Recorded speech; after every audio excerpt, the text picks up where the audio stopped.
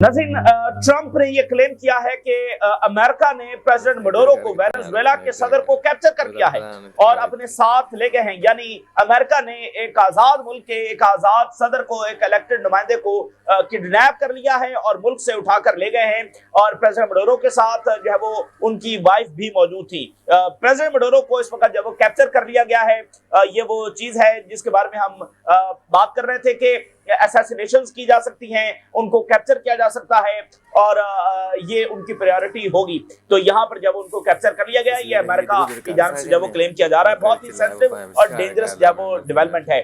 ये अटैक हुआ है, बमबारी हो रही थी और प्रेसिडेंट मडोरो ने जब वो नेशनल इमरजेंसी अनाउंस की है और इसी दरमियान कहीं पर अमेरिकन फौजें जो है वो उतरी हैं, वो पैलेस में उतरी हैं या कहीं और प्रेसिडेंट मडोरो मौजूद थे, वहां से उनको कैप्चर किया गया है। अब इसमें देखना यह भी है कि क्या अंदर से कोई ऐसे एलिमेंट्स हैं जिसने अमेरिका के साथ जो है वो कोऑर्डिनेट किया है या यानी गद्दारी की है और लोकेशन जो है वो दी है प्रेसिडेंट मडोरो की, या वो पैलेस के अंदर मौजूद थे, अमेरिका के पास इंटेलिजेंस थी। ये अभी इसकी इन्वेस्टिगेशन आना बाकी है कि ये कैप्चर हुआ कैसे है, कहां से हुआ है और क्या अंदर से कोई एलिमेंट जो मौजूद थे। तो बहरहाल अब जो रूल बेस्ड ऑर्डर है, एक बात तो तय है कि आज उसके ताबूत में आखिरी कील भी ठोक दिया गया है। पहले भी बचा कुछ भी नहीं था, गजा फिर ईरान पर जंग, बचा पहले भी कुछ नहीं था, लेकिन ये बहुत बड़ी यानी एक ग्लोबल लेवल के ऊपर इस दर्जे की बदमाशी करना, ये जाहिर है कि उस ऑर्डर को मुकम्मल तौर पर इन्होंने खुद ही तोड़ दिया है, कोलैप्स कर दिया है। पहले ये काम जब वो CIA सीक्रेट में किया करती थी, खुफिया तरीके से ये होते थे और उसका जब वो जिम्मेदारी भी कबूल नहीं की जाती थी, खुफिया तरीके से ये हो जाया करता था। कलर रेवोल्यूशन आ गया है, जमहूरियत आ गई है, अब ये काम खुलेआम हो रहा है और अमेरिकी सदर जब वो ट्वीट करके पूरी दुनिया को बता रहा है कि ये कारनामा जब हमने सरअंजाम दिया है। पहले क्या होता था, खुफिया तरीके से CIA करती, अब ये खुलेआम हो रहा है, दुनिया के सामने हो रहा है और बकायदा बताया जा रहा है। ट्रंप ने बकायदा ट्वीट करके दुनिया को बताया है कि ये हमने क्या कारनामा सरअंजाम दिया और कुछ ही देर में ट्रंप की जो प्रेस कॉन्फ्रेंस है वो भी होगी। और प्रेसिडेंट मडोरो कहां पर है अभी कुछ बताया नहीं जा रहा, क्या अमेरिका मतलब मेनलैंड या किसी बेस के ऊपर उनको लेकर गए हैं, ये अभी जो है वो देखना है। लेकिन अब नाज़रीन यहाँ पर सूरत हाल बड़ी ट्रिकी है। वो ट्रिकी सूरत हाल किस तरह से है कि अमेरिका ने अनाउंस किया है कि कोई फर्दर स्ट्राइक अब वेनेजुएला पर नहीं होगी। हमारा एक स्पेशल ऑपरेशन था और वो कंप्लीट हो गया है। अब इसमें क्या प्लानिंग है, इसमें क्या खेल है नाज़रीन? चूंकि अमेरिका का मकसद जो है वो ऑयल और रिसोर्सेज और ये सारा है, तो वो कैसे लेंगे? उसके लिए आइडियल सूरत हाल ये है कि इनका अपना बंदा वहां पर अपॉइंट हो जाए जो एक इनको एग्रीमेंट दे और इनकी कंपनीज को वहां पर अलाउ करे और यानी इनका अपना बंदा वहां पर अपॉइंट हो। ये है इनके लिए, अमेरिका के लिए, ट्रंप के लिए एक आइडियल सिनेरियो। तो अब ट्रंप ये चाह रहा है कि मडोरो को उठा लिया है तो वहां पर जो है वो अमेरिका का अपना बंदा या बाहर से लाया जाए, जैसे मरिया कोरिनो को लाया जाए, या अंदर से कोई हमें भर ले और यानी वेनेजुएला जब सरेंडर कर दे और अमेरिका की तमाम डिमांड्स मान ले। ये ट्रंप का प्लान है। दूसरी तरफ अब वेनेजुएला क्या करेगा? अगर वेनेजुएला निगोशिएट करने से नाज़रीन इनकार कर देता है और लड़ने का फैसला करता है, रेजिस्टेंस का फैसला करता है, तो ये वो चीज होगी जिससे ट्रंप का सारा खेल बिगड़ जाएगा। क्योंकि एक बात तय है नाज़रीन कि ट्रंप जो है वो अफगानिस्तान या इराक जैसी लंबी जंगों में ड्रैग नहीं होना चाहता जो कई कई साल चले। अगर आपने देखा कि ईरान पर उसने जंग की, 12 दिन की जंग, शॉर्ट वॉर्स, तो जंगे वो करेगा, लेकिन यहाँ पर ट्रंप की जो स्ट्रेटजी है पहले दिन से वो शॉर्ट वॉर्स है, क्योंकि साथ साथ उसको अपना बयानिया भी लेकर चलना है और अमेरिका में जो सेंटिमेंट है और फिर मिड टर्म इलेक्शंस हैं, तो ट्रंप ये नहीं चाहता कि उसका जो पूरा टेन्योर है वो एक ही जंग की जब नजर हो जाए। ठीक है, तो ट्रंप का मकसद जो है वो शॉर्ट वॉर्स है। अगर यहाँ पर वेनेजुएला जो है वो रिफ्यूज कर देता है निगोशिएशन से, अमेरिका की डिमांड्स मानने से इनकार कर देता है, सरेंडर से इनकार कर देता है और लड़ने का फैसला करता है, तो फिर ये एक लंबी जंग की तरफ मामला चला जाएगा। तो ये वो चीज है जहां पर ट्रंप का जो सारा खेल है वो बिगड़ जाएगा। क्योंकि लंबी जंग का मतलब यह है कि अमेरिका को वहां पर जमीनी फौज भी उतारना पड़ सकती है। लंबी जंग का मतलब यह है कि वेनेजुएला के लंबी कई साल गोरिल्ला वॉर लड़ सकता है जिसमें ट्रिलियंस ऑफ डॉलर्स जाया होंगे अमेरिका के। और अगर जैसे अभी उनकी एक भी कैजुअलिटी नहीं हुई, इस बमबारी में अमेरिका की कोई कैजुअलिटी नहीं हुई है, तो जब जमीनी फौज उतारना पड़ेगी तो कैजुअलिटी भी होगी। और इवन अगर ये ड्रोन और मिसाइल अटैक शुरू कर देते हैं तो उसमें भी कैजुअलिटीज होंगी। तो ये वो चीज होगी कि ट्रम्प बिल्कुल इसका खेल बिगड़ जाएगा और साथ अमेरिकन एम्पायर जो वो मजीद इससे डैमेज होगा। तो ये एक ट्रिकी सूरत हाल है कि वेनेजुएला क्या फैसला करता है। अब वहां पर एक वैक्यूम हो गया है, सदर नहीं है तो वैक्यूम पैदा हो गया है। कॉन्स्टिट्यूशनली तो सदर के बाद यानी वाइस प्रेसिडेंट कंट्रोल संभाल लेता है, लेकिन अमेरिका ये चाह रहा होगा ना कि उसका अपना बंदा है तो वो बहुत सारे मजीद लोगों को असैसिनेट करने की जो वो कोशिश करेगा। इस वक्त जो है वो कंट्रोल जो है वो डिफेंस मिनिस्टर ने संभाली है, जो बहुत करीब है प्रेसिडेंट मडोरो के। उन्होंने इस वक्त चार्ज संभाल लिया है और चार्ज संभालने से मुराद यह है कि डायरेक्शन इस वक्त वो दे रहे हैं और उन्होंने जनरल मोबिलाइजेशन का ऐलान कर दिया। उन्होंने कहा हम बिल्कुल निगोशिएट नहीं करेंगे और हम लड़ेंगे। इतनी ह्यूमिलिएशन हुई है और ज़ाहिर है एक अटैक कर दिया गया है, एग्रेशन किया गया है और मजीद भी इरादे जो है वो मुल्क के वसाइल लूटने के हैं।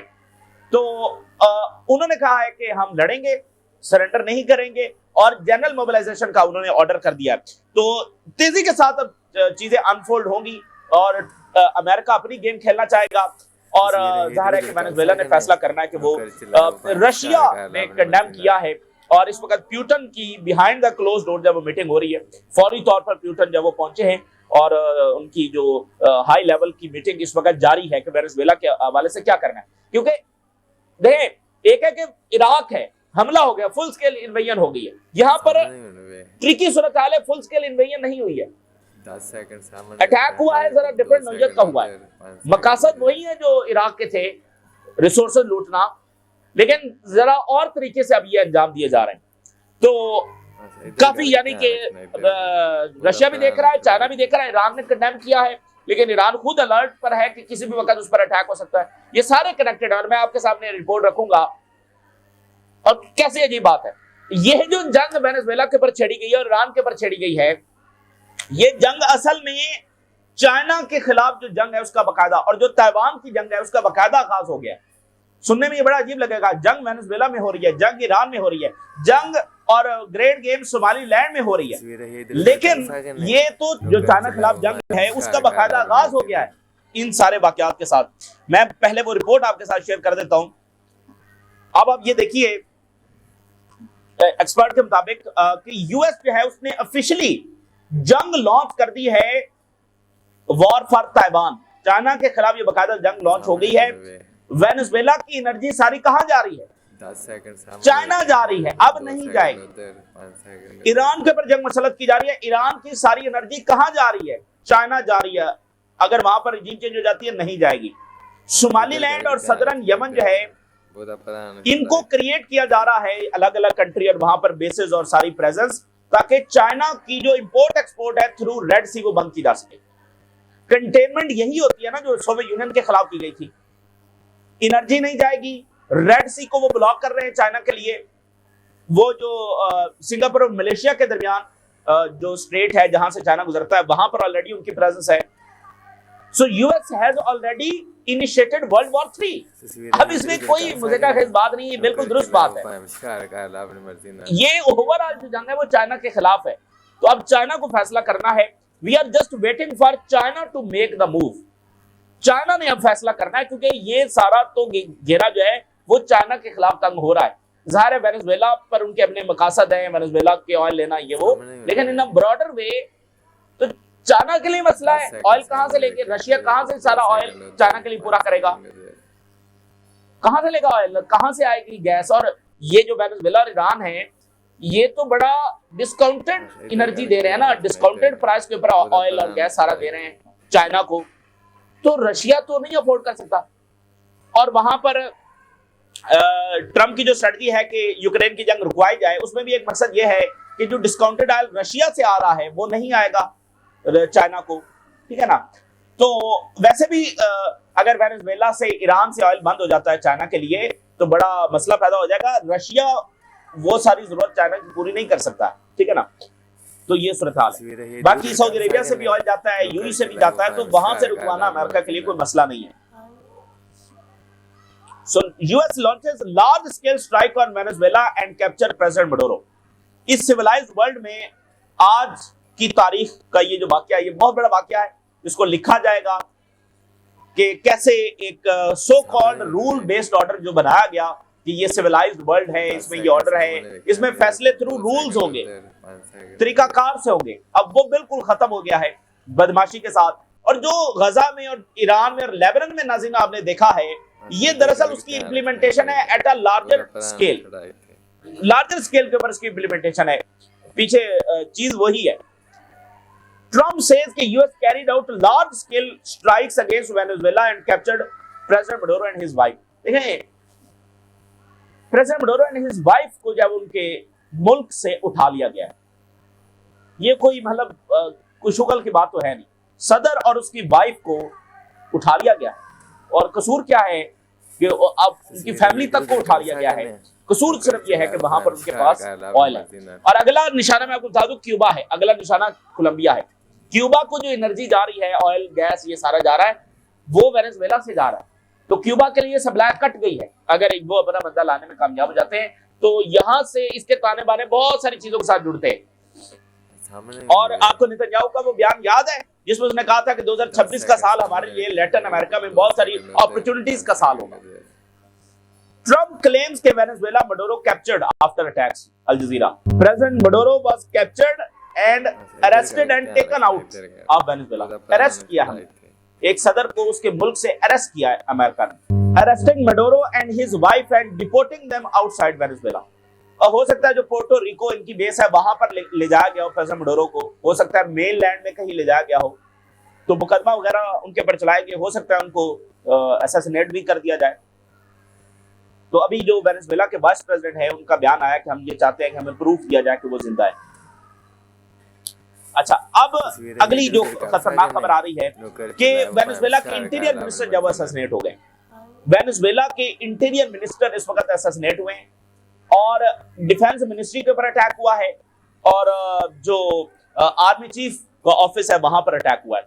Buildings of the Venezuela ministry of defence were subjected to attack and general staff building was separately targeted. Army chief, defence minister, इनकी बिल्डिंग्स के ऊपर अटैक हुआ। यूएस स्टेट डिपार्टमेंट कह रहा है न्यू इरा इन वेनेजुएला और there are no plans to carry out further strikes in Venezuela after Maduro arrest. अच्छा, अब यहाँ पर वो डिफेंस मिनिस्टर को क्यों टारगेट कर रहे हैं, आर्मी चीफ को क्यों टारगेट कर रहे हैं, इंटीरियर मिनिस्टर को असैसिनेट कर दिया गया है। तो प्रेसिडेंट मडोरो के जो करीबी तरीन लोग हैं यही है ना, और बहुत लॉयल हैं उस आइडियोलॉजी के साथ, तो उनको असैसिनेट किया जा रहा है ताकि प्रेसिडेंट मडोरो को उठा ले गए, बाकी तमाम को भी असैसिनेट कर दिया जाए। तो यही तो वो लोग हैं जिन्होंने इसी आइडियोलॉजी को आगे बढ़ाना है। जैसे उन्होंने ईरान में कोशिश की कि वो सारी मिलिट्री लीडरशिप को जब वो शहीद किया तो वहां पर यह है कि पॉलिटिकल लीडरशिप मौजूद थी, यहाँ पर पॉलिटिकल लीडरशिप को भी वो असैसिनेट कर रहे हैं और मिलिट्री लीडरशिप को भी असैसिनेट कर रहे हैं। ये उनका प्लान है ताकि अपनी रिजीम वहां पर इंस्टॉल की जा सके। मैं आपको बता रहा हूं, अब यहाँ पर जो है वो अगली ट्रिकी सूरत हाल है कि अब कौन पोजीशन संभालेगा। यानी कि प्रेसिडेंट मडोरो के बाद डिफेंस मिनिस्टर की स्टेटमेंट आ रही है, मैं आपके साथ शेयर करता हूं, लेकिन यहां से अब फैसला होगा कि मामला किस तरफ जाएंगे। ट्रम्प कुछ देर में प्रेस कॉन्फ्रेंस करेगा और ट्रम्प अब ये चाहता है कि एस्केलेशन ना हो। सुनने में अजीब लगेगा लेकिन यही ट्रम्प ये चाहता है, यहां से मजीद एस्केलेशन ना हो। यहां पर अब वेनेजुएला निगोशिएट करे और अमेरिका की सारी डिमांड्स मान ली जाए, जिसमें ऑयल रिजर्व्स हैं, जिसमें मिनरल्स हैं, उनकी सारी कंपनीज का आना है और इनकी जो रिजीम है इनका इत्तेहादी वहां पर इंस्टॉल कर दिया जाए।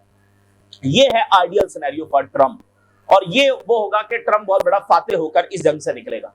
ये पहली फतह होगी जो ट्रम्प को मिली होगी। 1 साल हो गया है तो ईरान में चूंकि उसको शिकस्त हुई है तो ये बड़ी फतह होगी ट्रम्प के लिए, ये बड़ी फतह होगी अगर यानी वेनेजुएला सरेंडर कर जाता है। ठीक है, क्योंकि अमेरिका का कोई नुकसान भी नहीं हुआ, अमेरिका का जो है वो कोई कैजुअलिटी भी नहीं हुई, इकोनॉमिकली भी नुकसान नहीं हुआ और उन्होंने वेनेजुएला जिसके बाद वो क्यूबा को गिरा सकते हैं, जिसके बाद वो चाइना को कंटेन कर सकते हैं, कोलंबिया, बाकी मुल्क, तो आसानी के साथ वो वेनेजुएला को ले गए। ये है ट्रम्प का प्लान। लेकिन अगर वेनेजुएला डट गया और वेनेजुएला ने कहा कि हम तो सरेंडर नहीं करेंगे, हम तो लड़ेंगे, फिर ट्रम्प के पास क्या रास्ता होगा? फिर ज़ाहिर है मजीद बमबारी करना पड़ेगी, फिर ज़ाहिर है जमीनी फौज उतारना पड़ेगी, उसके बाद यही करना पड़ेगा।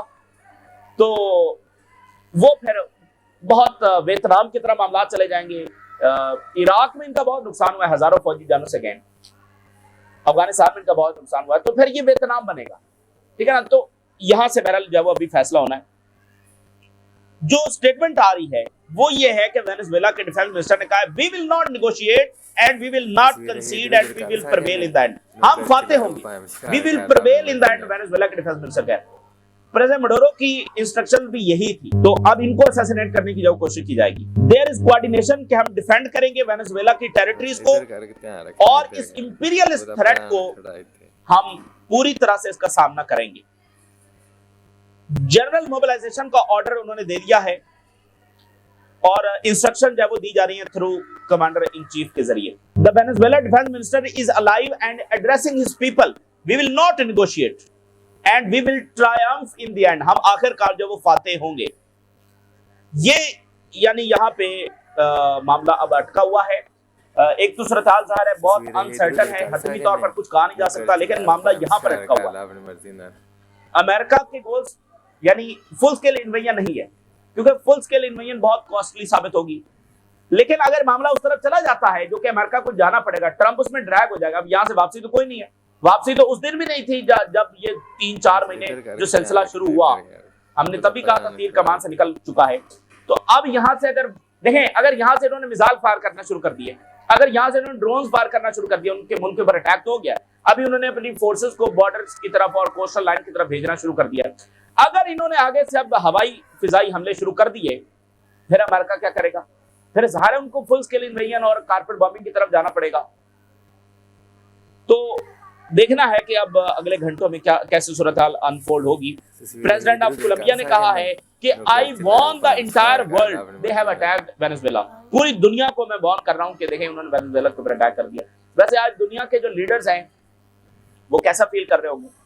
कोई भी कहीं भी सेफ नहीं है इस दुनिया में कि एक इलेक्टेड नुमाइंदा है उसको उठाकर, तो अगली बार कोलंबिया के सदर को भी वो उठा के ले जाएंगे, अगली बार क्यूबा के वज़ीर आज़म को और उनके हेड ऑफ द गवर्नमेंट को भी उठाकर लेकर जाएंगे। यही काम वो ईरान में भी कर सकते हैं, वो कहीं और भी कर सकते हैं। तो दुनिया के लीडर्स आज उनको ये भी अंदाजा हुआ कि ये भी काम इस दुनिया में हो सकता है। तो इस सब का नतीजा अलबत्ता ये जरूर निकलेगा कि दुनिया न्यूक्लियर बनाने की तरफ जाएगी। मुझे बताइए, आज वेनेजुएला के हमले के बाद कोई शक बचा है ईरान के पास कि अब उनको न्यूक्लियर नहीं बनाना चाहिए? आज के बाद कोई गुंजाइश बची है ईरान के पास कि वो न्यूक्लियर ना बनाए? सवाल ही, उनको अब न्यूक्लियर की तरफ जाना है। ईरान का सर्वाइवल अब सिर्फ और सिर्फ न्यूक्लियर है, इसके अलावा कुछ भी नहीं। तो ईरान में ये डिबेट जारी होगी और ये भी बहुत पॉसिबल है कि ईरान न्यूक्लियर बना रहा हो। लेकिन आज के इस हमले ने बहुत सारों के शक दूर कर दिया। ईरान का भी शक शुबा दूर हो गया, बाकी दुनिया का भी दूर हो गया। तो इसके बाद दुनिया में बहुत सारे मुल्क जब इंक्लूड की तरफ जाएंगे और अपनी ताकत बढ़ाने की तरफ जाएंगे।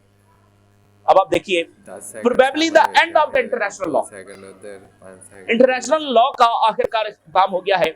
वेनेजुएला पर हमला इस बात का सिग्नल है कि इंटरनेशनल लॉ जो बचा कुचा था उसका भी इख्तिताम हो गया है और international rivals an excuse to do the same thing. अब आप अगली बात सुनिए, अगर अमेरिका ये कर सकता है तो फिर चाइना ये ताइवान के साथ नहीं कर सकता।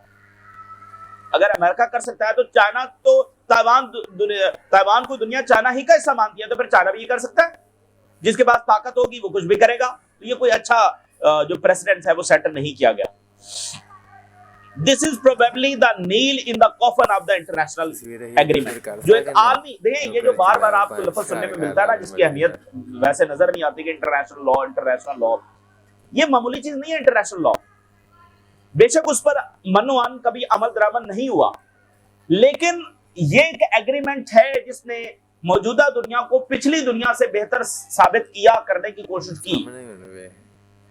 ये इंटरनेशनल लॉ को मामूली चीज नहीं है। इसका मतलब ये है कि आप पूरी दुनिया को एक आलमी जंग की तरफ धकेल रहे हैं, बड़ी जंग जिसमें सब एक दूसरे के ऊपर चढ़ दौड़े, पूरी ग्लोबल सिक्योरिटी डिस्ट्रॉय हो जाए। ये एक इंटरनेशनल एग्रीमेंट है जो दुनिया ने साइन किया है। जाहिर है बड़ी ताकतें उसको बार बार वायलेट करती हैं, लेकिन हर एक चीज की हद होती है और आज तो बिल्कुल हद हो गई है यहाँ पर। तो नेल इन द कॉफन, ये ताबूत में आखिरी कील है। तो जो वेरी प्रिंसिपल था इस नई दुनिया का, सिविलाइज दुनिया का, वो सुवरेनिटी थी कि भाई एक स्टेट होगी, उसके बॉर्डर्स होंगे, उस पर अटैक नहीं किया जा सकता, जिसको ज़ाहिर है अमेरिका ने और मगरबी ताकतों ने कई बार वायलेट किया, लेकिन ज़ाहिर है कि अब उसका बिल्कुल इंतहा हम देख रहे हैं।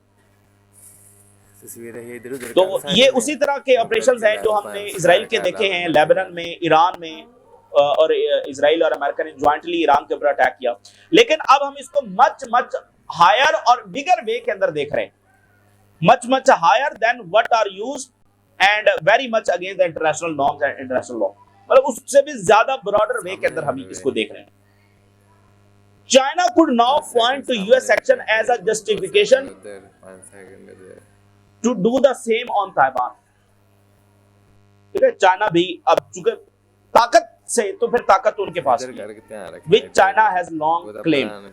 तो जब दुनिया में कोई रूल बचा ही नहीं है तो फिर चाइना भी ये कर सकता है। Russia condemn US armed aggression against Venezuela, और प्यूटन क्रेमलिन इस वक्त पहुंचे हैं, क्लोज डोर डिस्कशन इस वक्त हो रही हैं वेनेजुएला की सिचुएशन के हवाले से कि हमने क्या करना है, कैसे करना है।